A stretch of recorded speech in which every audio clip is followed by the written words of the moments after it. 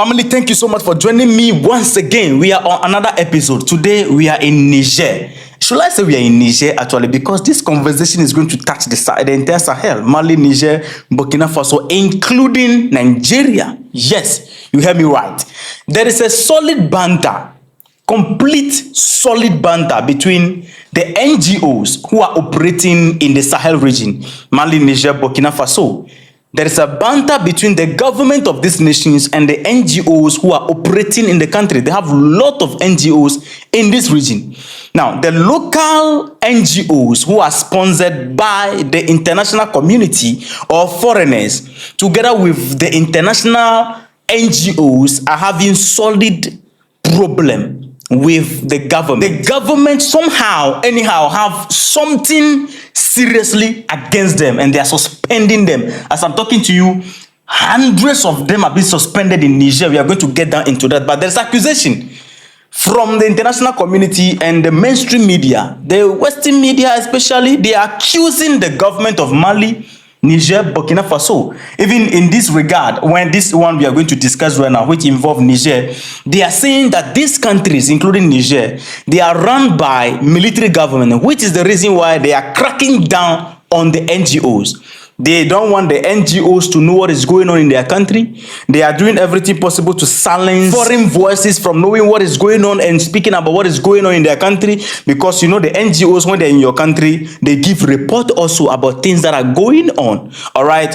So the government, according to report, is suppressing the NGOs because they are led by military and they are not being diplomatic towards the NGOs. If that is the case, Nigeria, which is actually a democratic country, why is Nigeria also having problem with the NGOs? Family, let's find out. Here, we don't just listen and we keep quiet and read and keep quiet. We dive into it to understand what exactly is going on. Where is the truth? Where is the lie? Let's get right into it.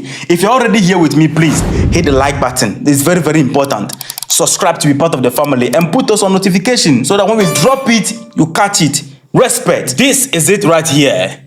There is a massive NGO suspension in Niger. Niger's leadership has suspended hundreds of national and international NGO, which means that it is not only the foreign ones. The national ones are working with the foreign ones. Most of the time, their sponsorship come from the international ones. What is their offense? Or what is the leader accusing them of? You can't just suspend somebody without giving evidence or giving reason. This is it. The reason for the suspension. Since July 2023 coup. So the whole banter started immediately the leadership took over. Which means that when they were on the ground, they were monitoring the NGOs, their activities. Things are not clear. They understood certain things on the ground before they took over from the former government.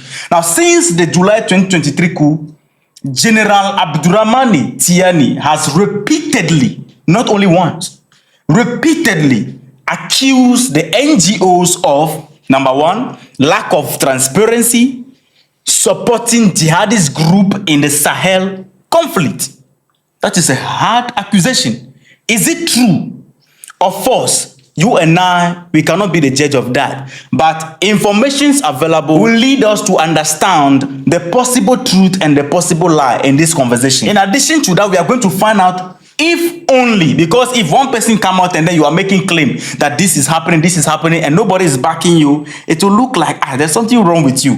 But if others are supporting him, including Nigeria, we are going to find out if this claim of lack of transparency in the dealing of the NGOs supporting jihadist group in the Sahel, we are going to find out if this complaint is coming only from the leadership of Niger or others are also in complaint about the same situation.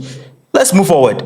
Now, in January, the Interior Minister, General Mohamed Toumba, introduced strict measures for monitoring and supervising NGOs and development groups in the country.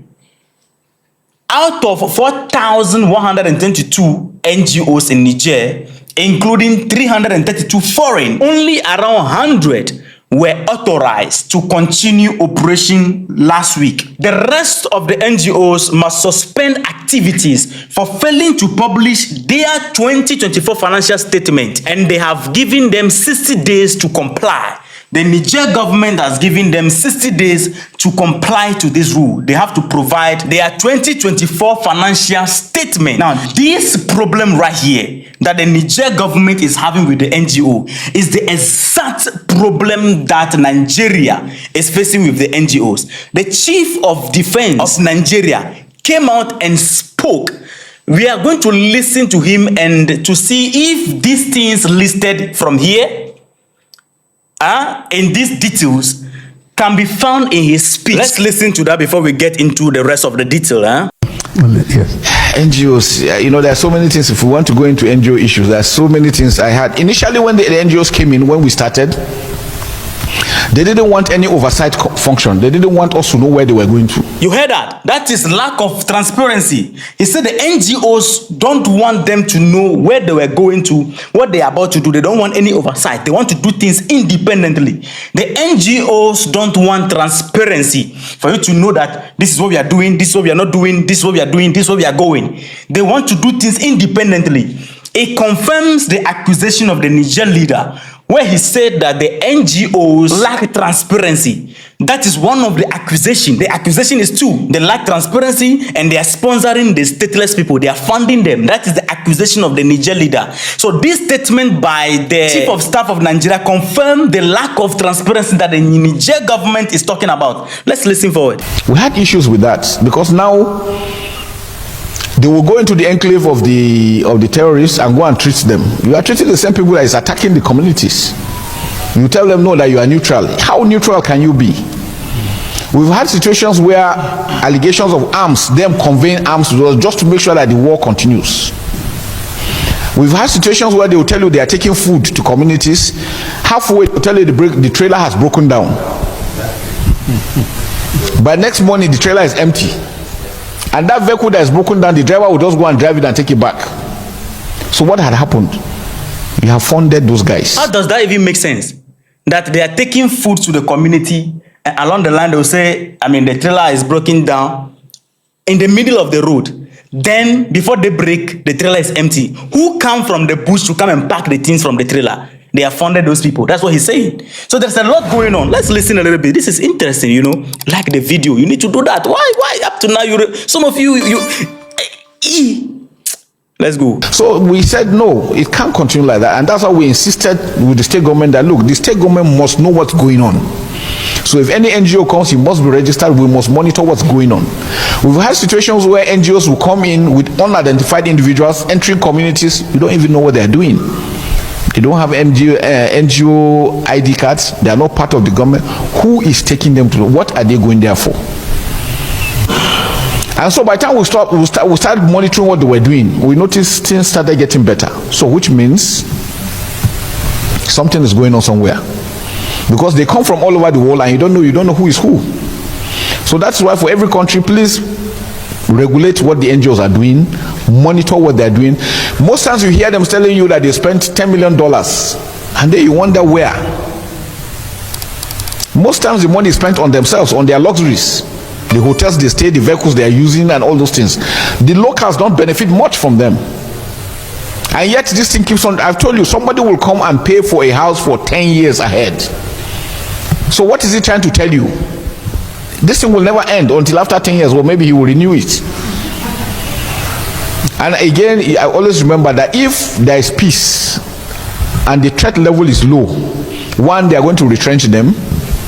Two, their hazard allowance will reduce. How many of them will want that? We're not saying all of them are bad. No, some are really doing very well.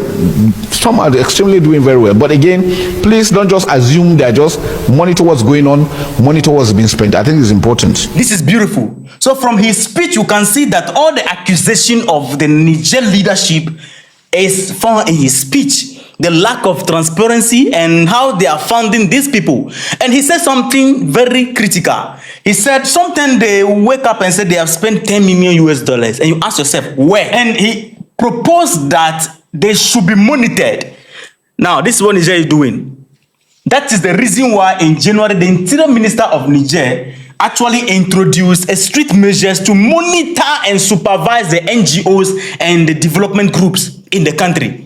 It is the same thing Nigeria is dealing with that Niger is dealing with. And this is not only about Nigeria and Niger. Mali is involved, Burkina Faso is involved. They are all facing this situation. Everywhere there is insurgent and you have NGOs around, they are being accused of this. Now, he spoke about how they wake up and claim that they have spent this money. And you ask yourself, you spend the money on what exactly? And he concluded by saying that they are spending the money on themselves, their luxury. Now, this is what Niger did. After allowing some to be operating in the country and they have suspended the rest, this is the condition they give them. The rest must suspend activities for failing to publish their 2024 financial statement. And they have 60 days to do so. Now, what is the financial scale of this NGO? The financial scale of the NGOs, according to report, the NGOs in Niger mobilized over 250 billion CFA francs, that is 440 million US dollars in 2024. They should release the financial statement because sometimes the communities don't benefit from this money. It's like we are in crisis, you come and you are making money from our crisis. Because when you raise this money, what do you do with it?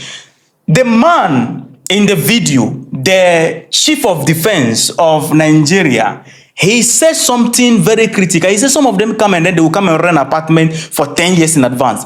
And he said, look, the day the risk level and the security level is low, the insecurity level is low, they are going to lay some of them off and their hazard allowance will reduce. So to make sure that it has become a business, riding and profiting from conflict. That is what some of the NGOs are doing, according to the report of the Niger government and the Nigerian army right here. So if any media house is saying that Niger is suspending and suppressing the NGOs because they are not diplomatic, they are not democratic, they have about Nigeria, who is complaining about the same situation. And I wonder why Nigeria, you have this situation in Nigeria, you know about it and you can't sack all the NGOs and you have decided to rather monitor them. Because you said the moment you start monitoring them, things begin to fall in the right space. What that means is that even in how you are monitoring them, they will find backdoors. Since that is the activities they conduct in the country, they will continue doing it without your knowledge. They will continue doing it behind the supervision. These same NGOs, Burkina Faso leadership educated the people on these NGOs when they want to suspend them in Burkina Faso. He first of all educate the public. This is what they are doing. Mali, this is what they are doing. Niger, this is what they are doing. Because these soldiers were on the ground and they actually understood what was going on the ground before they came and took office. That no, let's correct the wrong. And family, most of these NGOs, do you know what? In Mali, Niger, Burkina Faso, or the Francophone countries, most of the NGOs come from France. Meanwhile, this same Sahel region, the leadership is doing what? There's a renewed accusation against France currently. The leadership of Niger, General Tiani, according to report, General Tiani is accusing France of trying to destabilize Niger. This is a claim according to General Tiani, the leadership of Niger.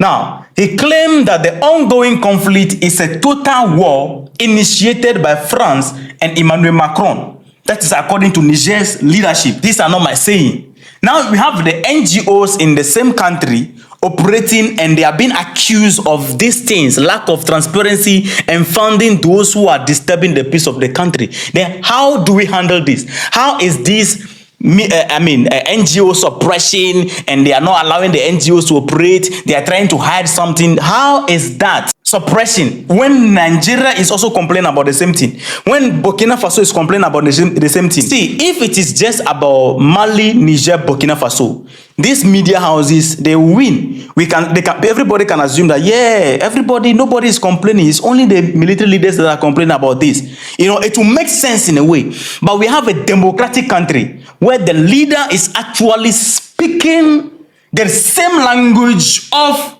these gentlemen in the Sahel, the AES. So I'll throw the question to you. In this conversation, who is right, who is wrong? Is Niger wrong? Is Niger telling lies against the NGOs? If Niger is telling lies against the NGOs, then how about Nigeria? Are they also lying? Now, the chief of defense make another critical comment about the Sahel. He said, if the Sahel fall, the next is Nigeria. Listen to this one quickly before we go. Border management is very critical. If we don't do anything, when the Sahel falls, it is Nigeria that everybody is interested in. Because they believe Nigeria is huge, Nigeria is big, Nigeria is rich. He made this statement when he was talking about the border control, that they should fence Nigeria. The border between Nigeria and Niger should be fenced. Nigeria and, how do you call it? Chad should be fenced, and the border should be fenced so that they can, cure the insecurity issue in the country. And in that, he mentioned that the Sahel is heating up. So if the Sahel fall, Nigeria will be the next one.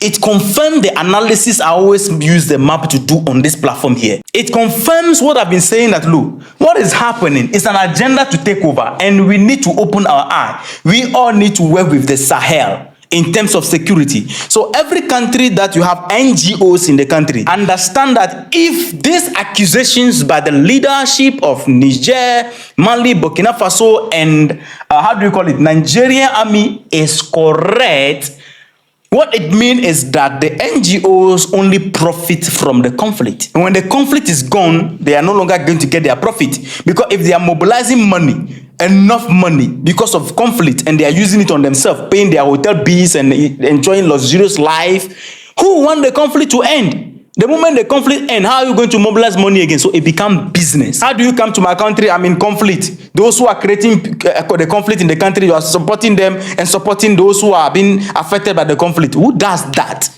If we ask you, you tell us human right. So because of human right, even the terrorists deserve human right. The civilians also deserve human rights. So we need to support both of them. Who does that? Anyway, opinions are different. Let me know your thoughts in the comment section. Don't forget to like, subscribe, and be part of the family. All right, see you in the next episode. Respect.